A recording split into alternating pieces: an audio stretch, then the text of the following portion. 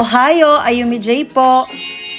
Nandito tayo ngayon sa isa sa pinaka-hot na spot sa Japan para sa mga car enthusiasts at tourists, Daikoku Parking Area, dito sa Yokohama. Tingnan nyo to guys, grabe, sobrang daming classic cars, custom vehicles at sports cars na parang nasa set ka ng Fast and the Furious. From Ferrari to custom-tuned Nissans, bawat sulok ng parking area na to may magandang view ka. Daikoku Parking Area isn't just about cars.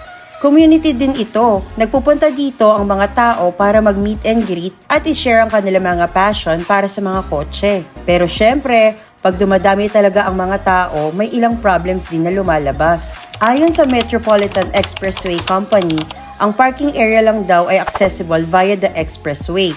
Pero marami pa ring unaware na tourists ang nag-a-attempt pumasok from regular roads. May mga climbing fences pa nga para lang makapasok. Eto pa, maraming tourists ang dumarating by taxi. Pero hirap makakuha ng taxi pa uwi. Walang taxi sa stand sa parking area. Kaya napipilitan silang maglakad pa uwi sa expressway. At delikado to ha, at illegal pa.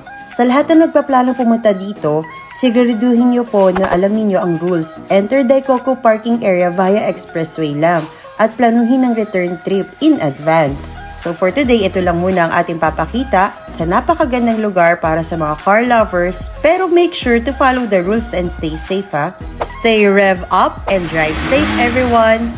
Thank you for watching, but don't forget to like, comment, and share para magkita-kita naman tayo sa susunod na videos. Jane!